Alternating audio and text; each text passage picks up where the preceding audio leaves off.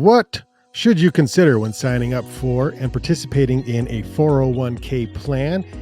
How do you decide how much to contribute? What's a match and how does it help you? And can you move your 401k? We'll answer these questions and more on this episode of Through the Pines. Rex, I am stoked to have you in studio today. What is this? This is crazy. What an awesome setup you have. Thank you for having me. Yeah, let's see. I can even do different swiperooskies, I think, here. So, like, watch this. I'll just swipe it out. There we go. And then swipe it to the other side. Wow. And we have Rex. All right, then we have a full crew, actually, per usual. We have Dan Nelson and Brandon Smith also with us here on Through the Pines. This is the ultimate 401k how-to. I think that's what we're going to call this. So we will answer all the 401k questions we possibly can. I was told to ask Brandon all the questions. Before we get there, like our Facebook page, follow our Instagram, Pines_podcast. That's new. And so also new, our YouTube channel. So if you're not watching this live on the YouTube, you can see our wonderful, beautiful faces on YouTube. Get to know what we look like. It's Through the Pines podcast on YouTube. All right, considerations when signing up for and participating in a 401k.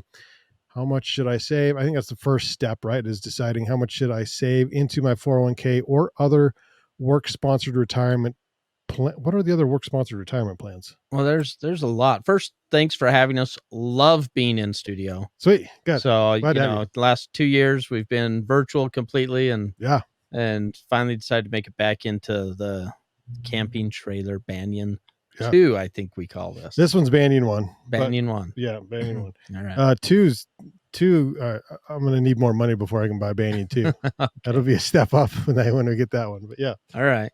So there's a lot of types of employer-sponsored retirement plans. Okay. Right? You have simple plans that are kind of a 401k light, if you will. You have 401ks. You have, if it's a school district, you have 403bs.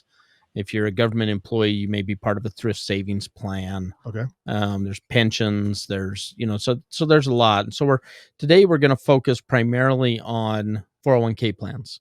And the first thing you need to do, instead of deciding, am I going to save or not? The first thing is we need to become eligible for a 401k plan. Yeah. And so how do you become eligible? Well, you have to be hired. You need a job. You need a job. And rumor has it that there's 2 jobs for every one person that's looking right now. So everybody should have a job. There's no reason not to be working. I'd jump on that because that might not last forever. That could change. Yeah. That could change with the recession. So you need a job. Most employers have different requirements depending on what they're trying to achieve with their 401k plan. So a lot of employers will have 1 year of service, meaning you have to be employed for a full 12 months.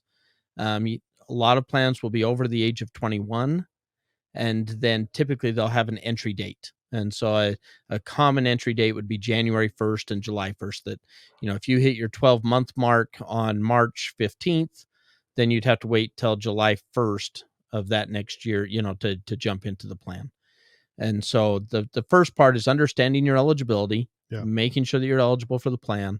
And then once you do that, then you need to learn about the plan and make a decision on saving and how much am I going to save and all of the questions about the podcast today. I got a question already right off the bat. If you're not 21, what do you recommend? Because your first job, you're excited to get going and you're excited to make money and you want to put money into your parents are probably saying, hey, make sure you participate in your company's 401k match, whatever program, and you're not 21. What do you do? So it's a funny thing that you asked, right? Because last month we did a podcast on how to get money into your IRA. Mm-hmm. And so if you're under the age of 21 or your employer doesn't have a company sponsored plan, then obviously we can use IRA accounts, Roth IRA accounts. You can also go in and talk to your HR department and voice your concern. Show them a fake ID and yeah, we're not getting into a bar. Okay. And so, but you can different podcast. You can go in and say, hey, will you talk to the 401k committee or whoever's in charge of making our plan design and see if they would entertain the idea of allowing employees to get into the plan earlier. And reducing the age limit from 21 down. And they may or may not do that. We've had a number of plans that have done that. But we also have a number of plans that stay strict to the age of 21. So Okay. All right. So then we're going to talk about being able to contribute, right? So, I mean, how do you decide that? You just go, I think originally I was like, okay, well, whatever the match is, that's what I got to start with. That was kind of what I had learned historically, traditionally, whatever. And then I thought, but sometimes it's only 3%, and maybe you want to contribute more. So how do you determine how much to contribute? Dan, what's been your advice over the years to different, kids of your own and people as you've worked with them, or as they've changed jobs and they started planning? What's been your advice? 10%. You should pay yourself 10%. We talked about a few podcasts ago. When you make a dollar, you really don't make a dollar. You're going to end up with 50 cents on that dollar, or maybe 60 cents on that dollar. But 10 cents of that dollar should be in some type of retirement plan. And so it's a pretty easy round number. 10% is a pretty easy round number. So if it's possible for you to do that, to save that much, certainly that's what you ought to start with, and then learn to live on the other money. Dan, just to clarify, you're thinking the entire 10% goes in the 401k, or set aside 10% and figure out how to split that up, and some goes in the 401k and some goes somewhere else? Yeah, there could be some after-tax savings as opposed to just pre-tax in a 401k. But if you have the ability to live on 60 cents of the dollar and 10%, and you can put that in a 401k, and if you can do that early in life and continue to do that and get those matches all through your life is better at 60. Life's better at 60. Rex, does that sound right? Yeah. So my advice, especially for the younger generation that's just getting into 401k plans, has typically been 10 to 15%. And my advice has always been, 10% gets you a good retirement, 15% typically gets you an amazing retirement. And so, my goal typically is start where you can and then do a little bit more, so you're just a little bit uncomfortable. And then we try and get you to 10 to 15% as quick as we can reasonably get you there. Sure. And if your 10 or 15% is more than the allowable, or what are the allowable contributions per year? Yeah, so you can actually contribute up to, if you're under age 50, you can contribute up to $20,500 into a 401k. If you're over that age 50, you can contribute $27,000 per year. And so fairly high, contribution limits. I will say too, on the contributions, don't let the, best be the enemy of good, right? I can't tell you how often I do enrollment meetings and people say, hey, love it, want to get started, this year money's tight, and they don't sign up, and that continues on and on and on. And so even if all you can do is 3%, that's vastly better, because it's going to make it that much easier to do 4% or 5% next year, because you don't get used to spending that money. Not only that, the match, that match is so powerful. You don't want to give up that money, because we're talking a lot of times it's 100% risk-free rate of return on your money overnight as that employer contributes that for you. And so I would say, ideally 10 to 15%, starting young and going till older. But man, it's almost even more important if you haven't been saving and you're in your 40s and your 50s to even just get started, because it makes a huge difference down the road. Brandon, talk to me about the match and why it's so important to understand what that is, and hopefully your company does that, and make sure if they do, what is vested and when can you get your match?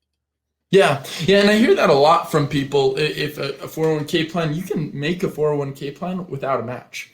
And sometimes, people are bitter about it and they're like, oh man, like what's the use? They don't match. It's just a waste of money.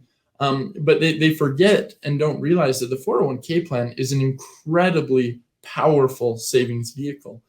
The Roth IRA is very powerful, right? It's almost a buzzword, right? I'm doing a Roth IRA.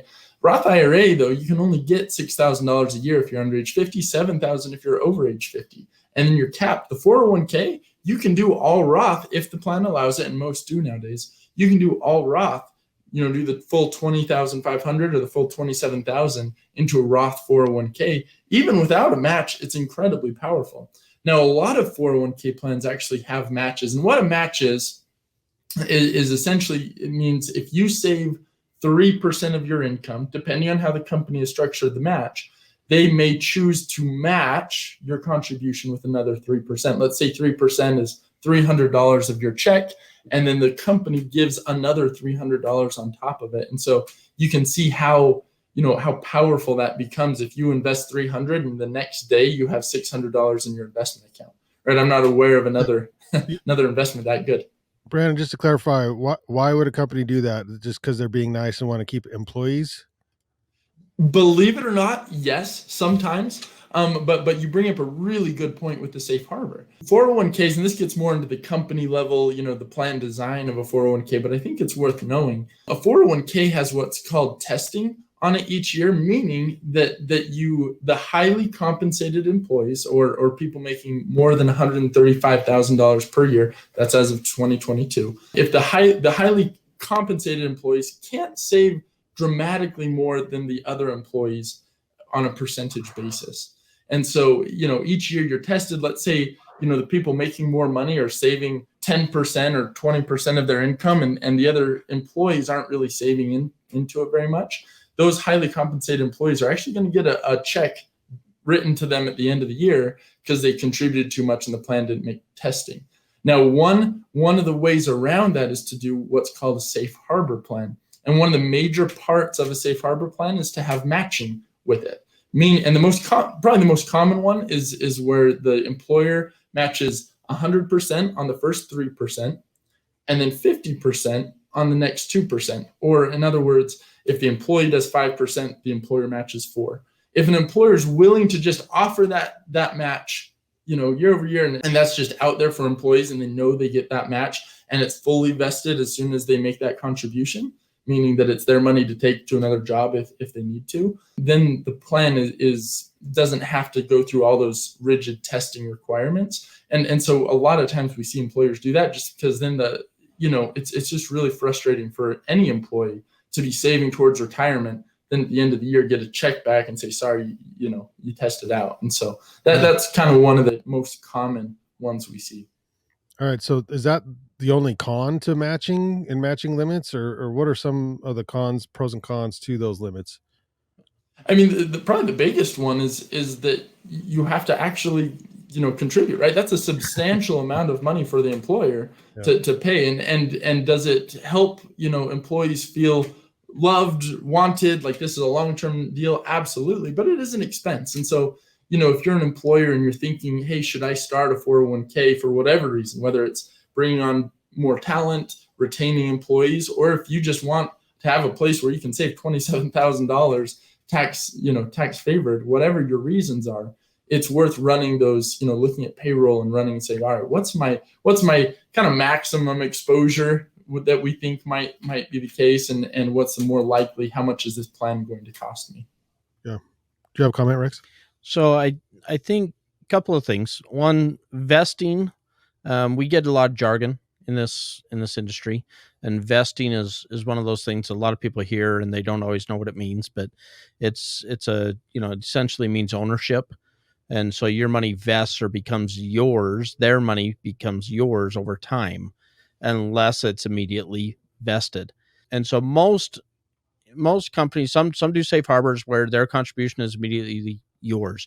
Your money is always yours, right? You put $1,000 in, you leave the company, you can always pull your 1,000 over into an IRA or your new employer's plan. Their money, if it's a safe harbor contribution, is always yours also. And so then if you leave after a year and you put 1,000 in, they put 1,000 in, then $2,000 goes with you, and it would go into an IRA or what, whatever you decide to do with that. If it's vesting, which a lot of companies do, then the most common is over basically a 5-year period, to where it vests 20% per year over a 5-year period. And so if you leave in year 3 and they had put $1,000 in for you, you would take all of your money and 600 of theirs. And that's one of the ways that company incentivize longevity, because it definitely costs money to hire, to train, and to retain employees. And so they want to put some things in place that will help you stay with the company and that will benefit you. And so that's one of the reasons that sometimes there's a vesting schedule attached to the company's contributions. What is this But true up provision? Oh, sorry, Brandon. I was just going to say that's the downside too, right? And that's why 401k plan design becomes so fun, and there's so many complexities, right? Because you as an employer might say, hey, I want vesting to incentivize people to stay 6 years with me because the cost of turnover is so high.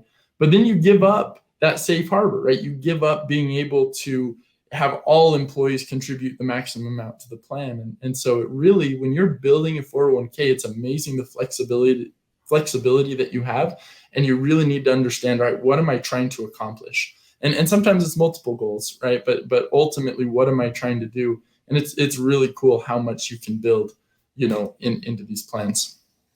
All right. Again, we have financial planners with planwithbaxter.com, Rex, Dan, Brandon with us. So we're talking about these 401ks from the employee's perspective, but I'm assuming you guys set them up for employers as well. We do. So we work with employers to determine what the right type of employer-sponsored retirement plan would be, whether it's a 401k or some other type of plan, or a combination of plans. But then we also work with the employees. So we educate, we work with the employees to answer their financial questions as they go to enroll, and if they have questions on the investment lineup, things along those lines, as well as our regular clients. They may have 401k plans either at their current employers or past employers. And so frequently we're getting involved to say, okay, what are the limits that you can contribute into here? Is it all before tax? Do we have Roth provisions? Do we have after tax provisions, which we'll get into in a little bit?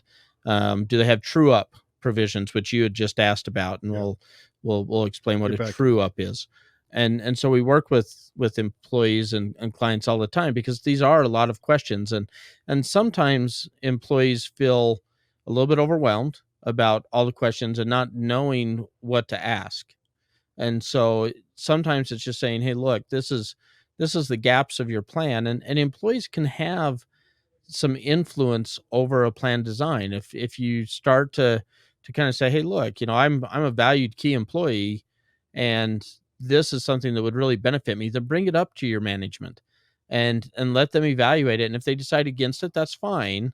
They'll come back and they'll explain to you why they aren't including that in your 401k plan, typically, if they're good managers, right?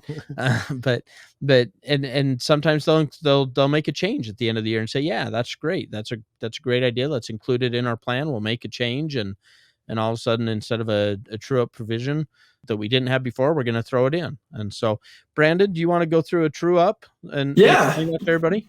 Yeah. True ups are an important topic that are widely not understood. Essentially, and I hope it's obvious by now, not all 401k plans are created equal, or should I say they're all very diverse. And so on the true up, some plans have it and some don't. And what a true up is let's say your HR department and your match is 3%. So you're going to match each of your employees' contributions each month by 3%. You do the calculation, so-and-so saved this much, and so we match them 3%. Well, let's say you've got an employee who's really, really, exuberant and really excited to save into his 401k plan. And they hit that $27,000 maximum by October, right? They've funded the 401k as much as they can. Well, what's going to happen if HR is good? They catch it, they shut it off.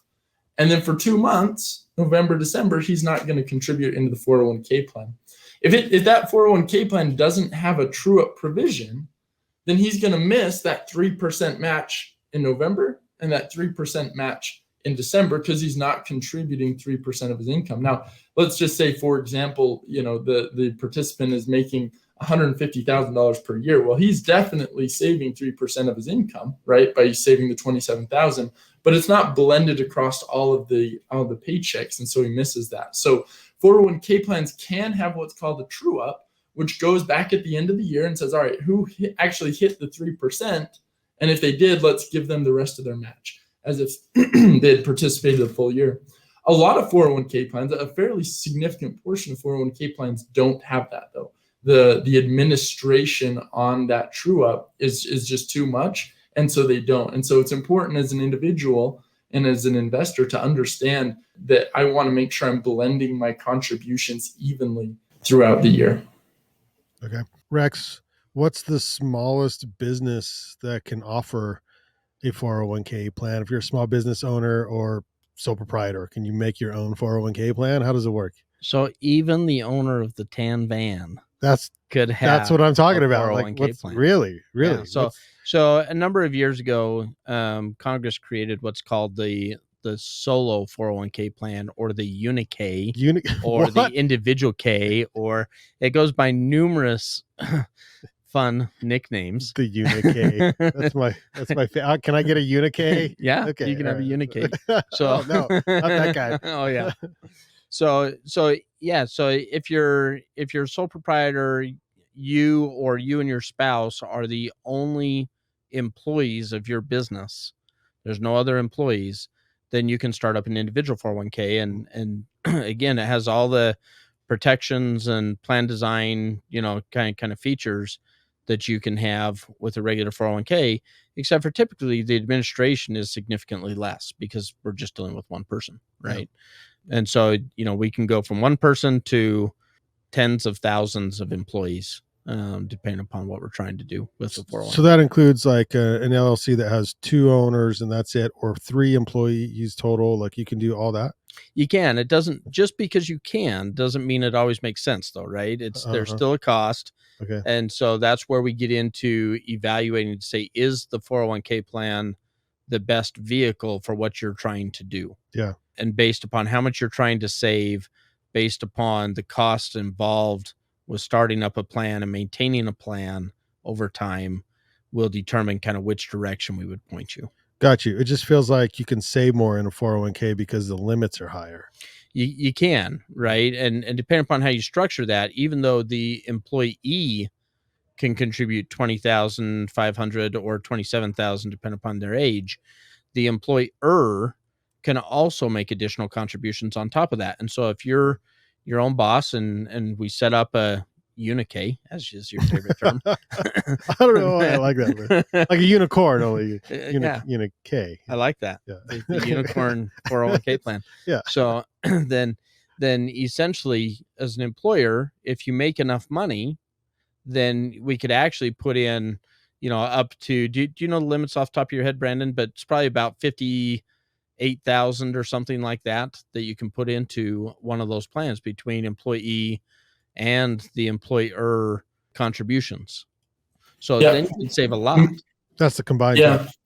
Moved up to 61,000. It was down there in the 50s, and each year it moves up just a little bit. So total amount you can save any given year, well, this in 2022 is 61,000 between your employee contributions, profit sharing, employer match, all of that stuff has to be less than 61,000. That brings us to a great next topic. Yeah. And that is after-tax contributions. Some 401k plans can and do allow for after-tax contributions. And so you make your first contribution, and we do after-tax contributions on top of that. And then, typically, and it depends on plan design, right? You got to work with a third-party administrator, that's the TPA, and other professionals to make sure we've got all our I's dotted and T's crossed. But you can actually save more in, do conversions and different things like that. And so, you think about that, even if you have a husband and wife working together on a plan, and we can get up to $61,000 per person per year, you can really, with these individual Ks, start to save a meaningful amount of money really, really fast. And, matching isn't so painful if you don't have any employees. So it's kind of a win. Yeah. Dan, I want to know if you have been contributing to a 401k your whole life, because you're from the perspective of where you are nearing or at retirement age. And Yes. So I'm just curious to, from someone who is there, what's it like to have participated in something like that, and to see it grow and watch it grow over time, and to see the rewards and know that now that you have some of that for retirement. Yeah. So several things. I have always contributed to a 401k in our offices at our firm. And then typically we've gotten matches. We have a decent match all the time. And so I've always contributed at least 10%, in some cases up to 15% in the early years of my career. I would be disappointed if the financial company, financial company didn't have a decent match, I guess. You know, that is a topic of our subject all the time, because there are some out there that don't have a match. Yeah. We expect you to save your own money and not worry Okay. about what the employer is going to give you. But Okay. we've always had a match, so that's good. And then what I did is my wife, who owns a big dance studio and has mostly part-time employees, but my two daughters help, and they work full-time. And so we started a 401k for her to start saving some money also 4 or 5 years ago. So, Dan, it's Ballet West Nutcracker tryout time. Is that what the studio is into? Or it is not, but okay, my okay. daughters have been involved in that in years past, as Rex's daughters have. Yeah, one of our good friends and one of my daughter's students made the Clara position for this year. This year? Yeah. Well, we'll have to chat, because mine's a soldier. Oh, awesome. So yeah, boy, they already got the Clara out already. That's yeah, good. yeah. Okay. So yeah, Dan, that's interesting stuff. I'm glad to hear. You know, you've been able to participate for so long, and you've been able to watch it grow. I mean, how fun is that, right? To see the investments work. It's meaningful. It is. Yeah. Dan, the key to most people, though, and this is, I neglected to say this in the beginning, it's great to start with 10%, but don't do that and then after 4 or 5 months say, oh man, this is more than I thought it was going to be, and then stop contributing the next year. The key to success with a retirement plan is consistency over the years and continuing to contribute at least something like Rex says, just a little bit uncomfortable, but yet still meaningful. And that makes a huge difference if you add those years all together. So be consistent. Yeah, it's it. When we say 10 to 15%, one of the mistakes that I see frequently is I'll see an employee sit there and say, okay, I'm making, $3,000 per pay period. And so 10%, that's $300. And so they'll write in a fixed dollar amount as opposed to a percentage on their contribution. And the issue with that is it stays $300. They may get a pay raise in 6 months. They may do overtime or their hours may be cut or whatever the case may be. And they're still at that 300. And so as they continue to get raises and raises and raises, that 10% becomes 8%, 7%, 6%, 5% over time. And because they're not really in tune and not really paying attention, they don't make the adjustments over time. And so, we do strongly recommend that typically you do Rex, a percentage. We call that spending money. Is that what we call it? Oh, what a waste. What a waste. So I've earned it. Yeah. Dan, what are some of the biggest mistakes you've seen clients make over the years with 401k plans? Well, not being consistent, first of all, and starting it and then backing it off, saying, this is going to be a tough year, and then not restarting it for 5 or 6 or 7 years. Not putting enough in to get the full match. If there's a match of 5%, you should be at least 5%, or 3%, you should be at least 3%, at a very minimum. Figure out how to live off your paycheck without that 3%. You've got to get that dollar for dollar match for sure. So that's number 2. And probably the third thing comes into play when they start investing the 401k. Instead of diversifying it properly, they sometimes will not ask for help from the financial advisor that is there to advise them and help them based on their investment objectives and their risk tolerance. And so how you invest those funds and proper diversification based on your risk tolerance is very important also. So those 3 things. Rex, I remember all I did was ask the people I worked with, what boxes should I invest? You know what I mean? Because I didn't know. And I trusted the guys who were a couple years older than me, who were like, yeah, you want to do this because you're younger and blah, blah, blah. And who knows if they were right or not. But let's talk more about how to invest and what to invest in, as well as what to do. I want to know what to do when you change jobs and how do you keep up on your 401k. But Brandon, do you have some more numbers? You betcha. Man, this has an entirely new meaning to me when I'm in Banyan one. Oh, And so, because I mean, I really feel like I should stick my hands out over the fire and right. Yeah, we're fingertips. camping. It's Yeah. kind of nice. Rex, Yeah. you don't light fires in the camper. Bad idea. Quick way to die. So I thought this one was interesting. Lenders repossessed 20,750 properties during the first 6 months of 2022. That's up 113% from the 9,739 repossessions in the first half of 2021. And Isn't so, there like I mean, a renter's moratorium or something? You can't keep no, people this is out of rents, but you can take their this house. defaulting on mortgage. Yeah, Yeah. Yeah, So, so there was a renter's moratorium during COVID, renter's moratorium. to where you couldn't kick out a rentor. And there was even a short period where banks couldn't foreclose on loans during the initial stages of COVID. That obviously expired, and and so, but they that's take a your big house. difference, Brandon. That's a yeah. big difference. Well, and these so the stat was actually given by Atom Data Solutions. But the reason I bring it up, because obviously we are some of the biggest proponents not to rob your 401k, right? Not to pull money out of your 401k. But I remember, as you know, new getting into this industry and saving for our first house, young kids, I mean the whole thing.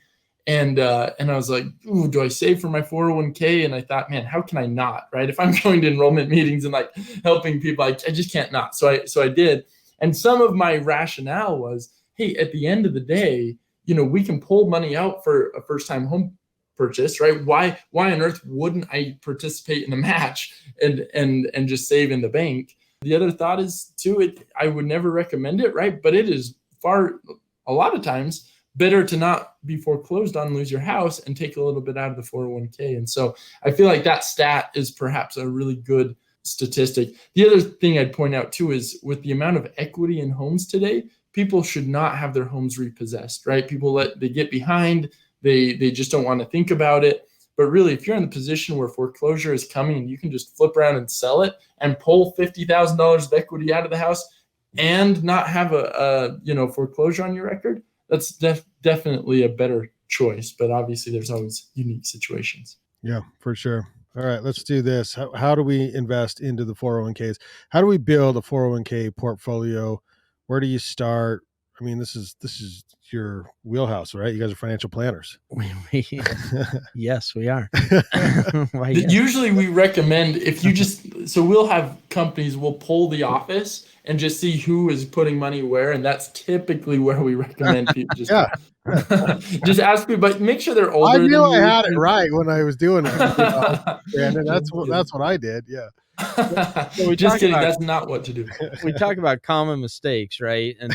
And Dan will attest to this. But back in the day, right, when we walked uphill both ways in the snow to school, 401k plans would have a default investment. They still have what's called a QDIA, or a qualified default investment account, that if you don't choose what investments you're going to go into, then the 401k, and you're still making deposits, the 401k has to put your money somewhere. And so every 401k plan has what's called a QDIA, or a qualified default investment. Originally, those would be the money market fund. And in the mid 80s, that seemed like a great solution, right? Because interest rates were at 12, 14, 16%. And so you're getting 12, 14% on your money market inside the 401k plan.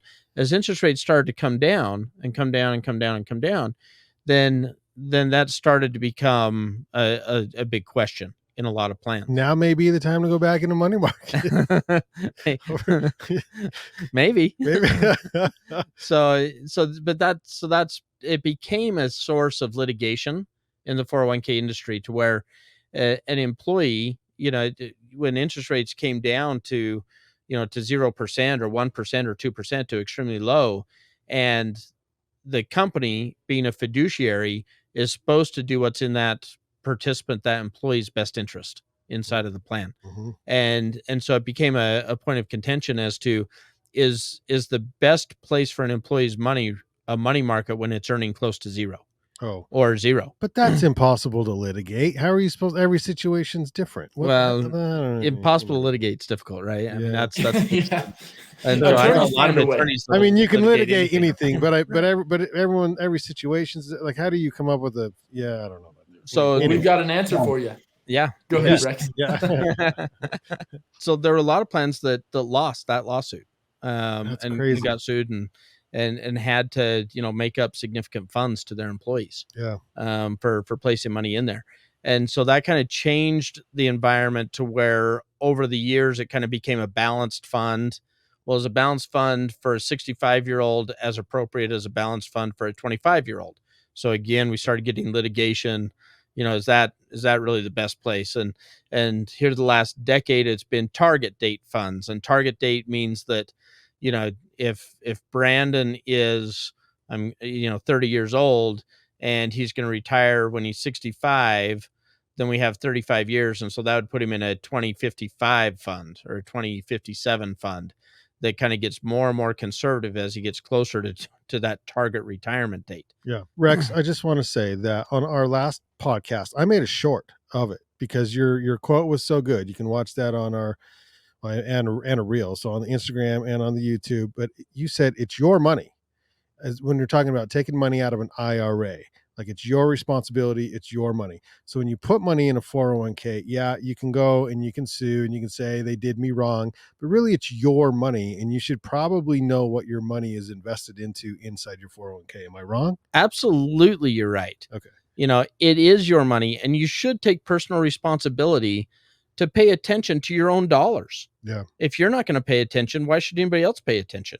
Yeah. Right. Now, obviously they have legal responsibilities to pay attention, but so they're going to pay attention, but at the end of the day, it is your money and this is your retirement and this is your life.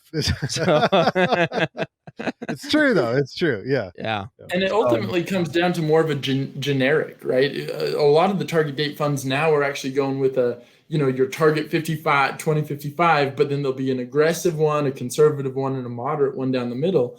And, ultimately they're just trying to be, as generic as possible. Well, if you're an aggressive investor and you're comfortable with market ups and downs, you might want a little bit more octane in your portfolio, right? You might be comfortable with the ups and downs of the market and you're willing to let it move up and down in order to pursue a higher rate of return. And so that's where it's a good idea to reach out to the advisor on the plan or reach out to, another financial advisor like Plan with Baxter. But Plan with Baxter's helping us out here today, so this is very good. Brandon, what's a defined target date fund? Is that? Yeah, target date fund. So that's kind of like what we've been talking about. So it essentially says if your plan is to retire in the year 2040, you choose this fund, and it's an autopilot, right? And you can look at what's called a glide path. And when you're, in your 30s, you're going to be mostly, equities, or mostly stocks, the more volatile things that historically have had a higher rate of return. As you get closer to retirement, then that we add in more safe money market funds, bond funds, things that are going to be a little bit more safe. Now, a lot of times, the variation on what you actually need when you're 60 years old is quite substantial, right? It's highly dependent on your personal financial plan. And so many plans, not all, but many will allow what's called an in-service distribution at age 59 and a half, where you can actually roll it out of the 401k, hold it in an IRA, and then you can select, you have a little bit better control of selecting the fund options, whereas a 401k typically only has 20 to 40 different options. And you can manage out there while still participating in your 401k plan, still getting the match and everything else. And so a lot of times, if it's appropriate, we'll increase the volatility at the 401k plan, right? Increase, how much risk we're taking there so that we get maximized dollar cost averaging, meaning, you're buying a set amount every month. When the market goes up, you buy fewer. When the market goes down, you buy more. And you can really benefit from market movements doing that, while then managing the bulk of the money in a little bit safer manner. Okay, Brandon, what's your recommendation when I think the term now is quiet quitting? People are changing jobs faster because they're being they're disenchanted with their job over a shorter period of time. In other words, I think I don't know, Rex and I are probably in the camp where people would maybe work, I don't know, 4, 5, 6 jobs in their lifetime. Whereas Dan, maybe you're in the camp where people work 2, 3, 4, 5. I don't know. But now it seems like people are changing jobs every 2 years or something. So you start a 401k. Can you roll it into your next 401k? How do you you just have all these 401ks out there from all these jobs you worked at? Like, how do you track all that stuff?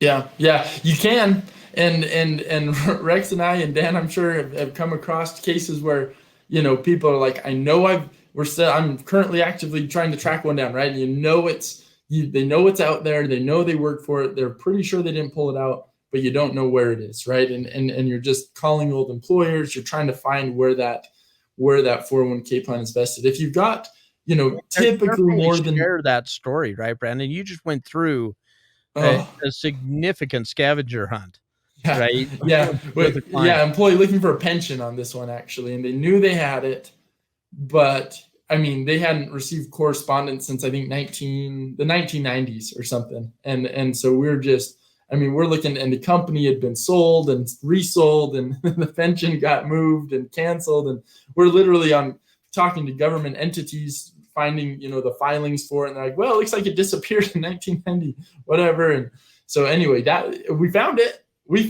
but Wow. It was hours of searching. Impressive. For that. Good job, Brandon. Yeah, so I mean, it's And the a money little was bit still easier. there? Yes, It was. she'll try and get the pension for the rest of her life. That's crazy. Yeah, and once we found it, right now we know where it is. We updated the address, we updated all the contact information, and now we're good to go on it. But Rex and I, we had another one where the lady got a letter, and I still to this day have no idea how they found her.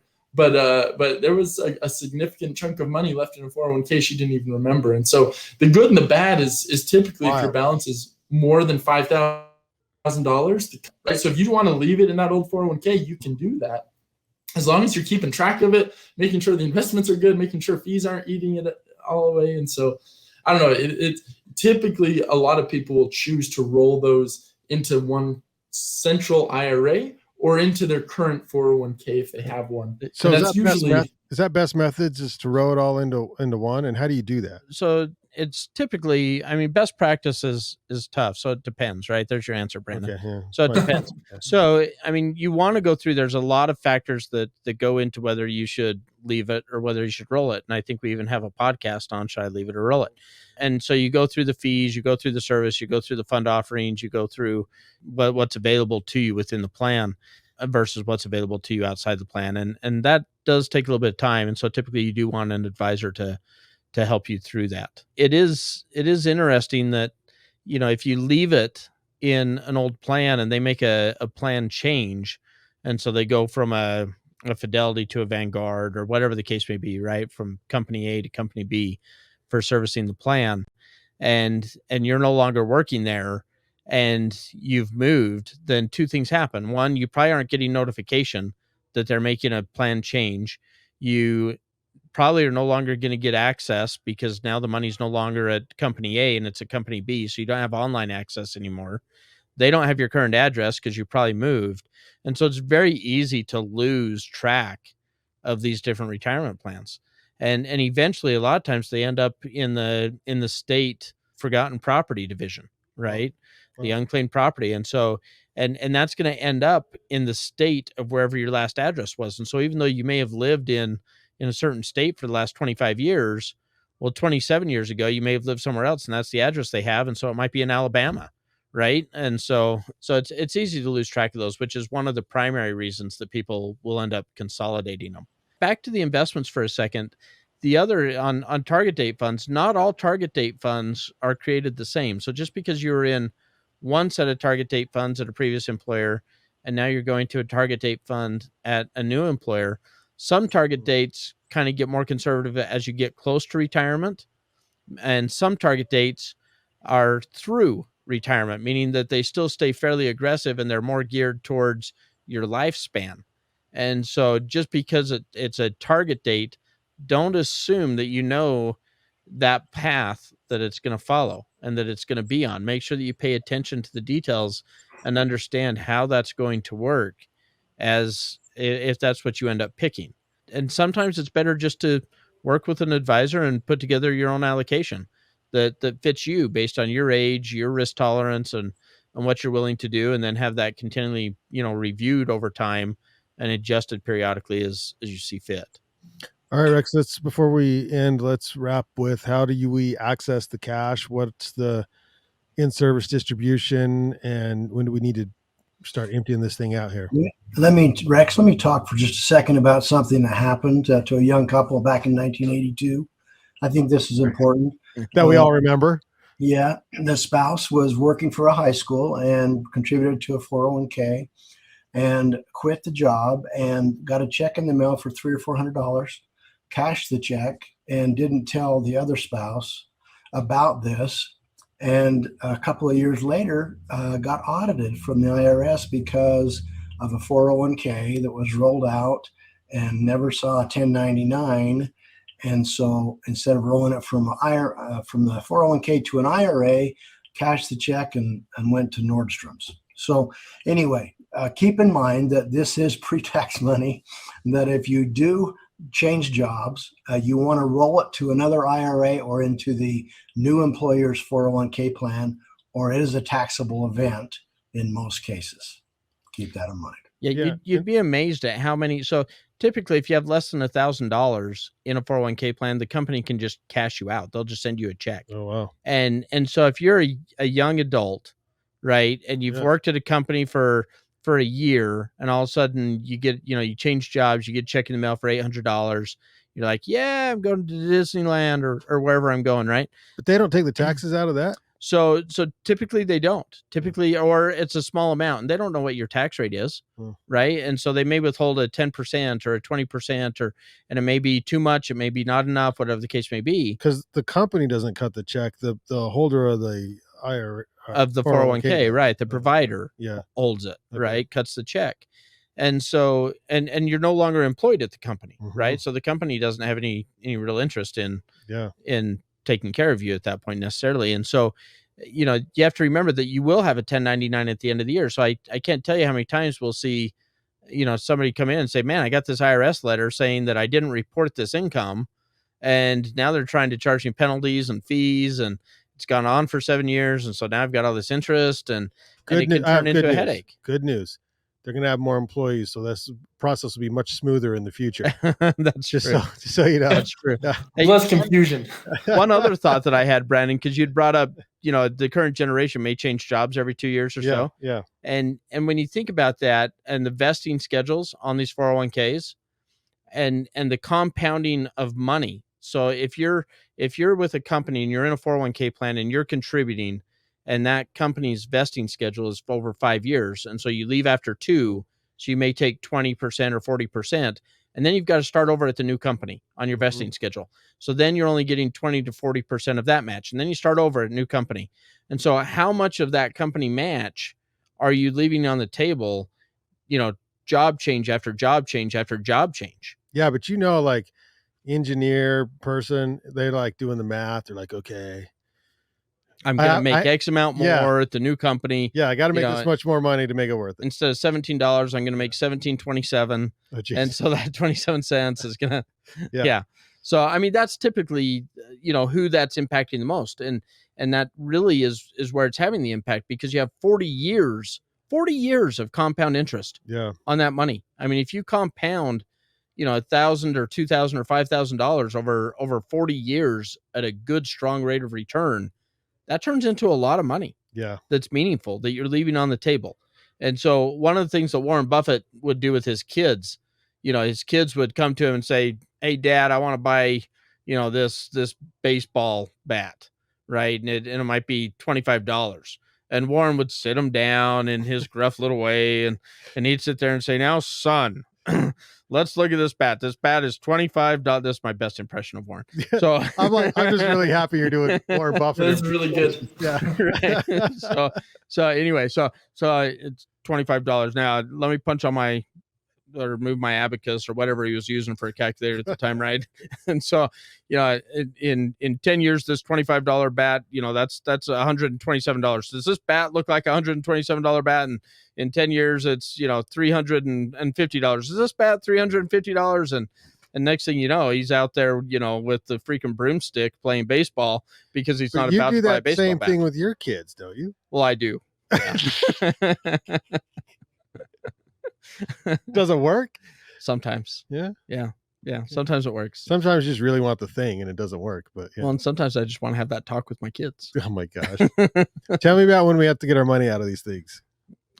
Brandon, you want to in-service distributions are awesome. So, Dan, what's your favorite thing about in-service distributions, would you say? Well, you're 59 and a half and you're not quite ready to retire. And you're saying to yourself, I've got a lot of money with this company. And I only have 7 different investment options. And I want to have more options and have a financial advisor help me with this big portion of what my retirement is going to be. You have to know the rules going in and out, but you can roll it to an IRA and invest it the way you want to, and then continue to contribute and get the match on the money that's still left there going forward. But in-service distributions are just a great way to, I think, mentally start to prepare for retirement and to have your own account outside of your 401k, get used to seeing statements and on an IRA. It's just a good way to start that process. There's a lot of intricacies surrounding in-service distributions. I was working with one client here a couple of years ago, and he was a real saver. I mean, he would max out his 401k plan, had for years, very engineering type of mindset.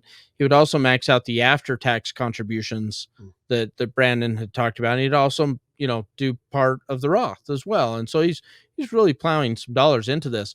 However, because of his 401k plan provider, he could do the after-tax contributions, but the plan design was not set up to convert those after-tax contributions into Roth 401k contributions, which is one of the strategies that sometimes we'll do in a 401k plan or in an IRA account. And so we had to work with him. He was over 59 and a half, matter of fact, barely 59 and a half. And we were able to work with the provider to just roll out the after-tax contributions into an IRA account because he didn't have any other IRAs at the time. And we were able to kind of do that backdoor Roth that we talked about on our Roth IRA podcasts. And so this was a huge advantage because it got it into from a tax deferred situation to where we had, a couple $100,000 that was after tax money earning tax deferred growth into a tax free environment to where, the growth on those couple $100,000 now is tax free because we converted it. And so, but that does get a little bit tricky. And so it really is, even if you think you have it nailed down, sometimes it's a good idea to get a second opinion. So, yeah. Sometimes it's good to maybe plan with Baxter.com. It's good to plan with Baxter. Two quick other things too, as far as taking money out. Once you turn 72, and obviously that age can get changed from time to time, but right now at age 72, there's a required minimum distribution, or sometimes called an RMD, where you're required to take a certain amount out of any of the pre-tax assets. So you got that. But then another common question I get is people are like, all right, so how does this work? Like I've been saving into this my whole life. How do I pull money out? And oftentimes, right, that's rolled. You can do it from a 401k or roll it like the in service, or just after you're done employed, you move the money to an IRA. And then we can do that however you want. It's actually really quite flexible. Some clients have set up a monthly distribution to kind of just replace between that and Social Security, maybe a pension. It just replaces their income. And just every month we're sending them money. Other clients, have that set up and then take one-time distributions when they need it. And so it's amazing how simple it oftentimes is to move money out of there. So what you're saying, Brandon, is it's worth it to talk to someone who knows all the rules? Yeah. Yeah. A financial planner. Yeah. Yeah. Because horror stories. I mean, clients will come in and be like, all right, I'm ready to talk, whatever you say. I bought my Corvette, or I paid off my house, or I, took some 100,000 or 200,000 out of the 401k. They're like, you know what? I just want to pay this off. I don't care if it's smart, not smart. And we're like, now you just launched yourself into the highest tax bracket you'll ever see your whole life for this 1 year where you took the most money out. If we would have just spread it over 2 years, like even into, next year, wait 3 months, we could have saved, huge dollar amounts. Well, some plans are super restrictive. Like some of the government plans used to be really restrictive. They would only let you take money out 4 times a year. And so if you did that during January and February, then come October, right, during the best time of the year, which is Halloween, you wouldn't have any money to buy Halloween decorations, right? And so, but some of those tragedy. plans, Tragedy. yeah, true. Yeah, the struggle is real. So, so Do you have wait? There's Rex, still plans like do you that. have a Halloween plan in addition to your retirement plan? So do we have a Halloween budget? Is that what you're asking me? Well, No, I mean, a higher no. a Halloween IRA. I've seen Rex's Yeah. account. He does have the Halloween IRA listed, that's and it's a big. Just kidding. All right. So No one celebrates Halloween like the Baxter family. No one. I love it. So you guys make fun of us, but in the past, I've always made my wife wait until September 1st before we would put anything up, right? Well, my kids are growing older and getting older, and so this year we started having a couple of boxes start to appear in like July and August. July? Yeah. July? And so one day I go out in my front yard and I mean, we have all kinds of decorations, right? And so I'm out there mowing the lawn and all of a sudden I'm like, man, what happened to one of my kids' doll heads? There's this doll head hanging from this tree. Right. And it's just the head, right? Creepy little head, no eyeballs. I mean, just a creepy little head. Right. And I'm like, this is just weird. I don't know if somebody's out here, killing animals or what's going on, and so I come out, and I'm like, I probably am going to cut that down the next day. I finally get to it. And I'm like, it multiplied. I've got like 3 heads out here on a tree now. I'm like, I don't know what's going on here. And so, so anyhow, so for the last couple of months, we just have been having, little items start to appear throughout the yard, whether it's a little clown head or the 12-foot skeleton hanging out over the roof. But I mean, might I suggest a separate Halloween IRA? Yeah, that might be a good idea. So just throwing it out there. Yeah. Okay, that is the ultimate 401k plan. I'm sure we missed something. So if we did, email Rex. Thanks so much for your time, Brandon and Dan. Pleasure having you on the podcast. Plan with Baxter. Planwithbaxter.com. Anybody can reach out, right? At any time, or just absolutely shoot us an email. You can hit us on the website. We have our contact information there. You can do planwithbaxter.com. You can do planwithbaxter@ampf.com is an email address that you can use. However you want to reach us. So awesome. Sounds good. That is it for this episode of Through the Pines, reminding you to use yesterday's dollars to finance tomorrow's dreams.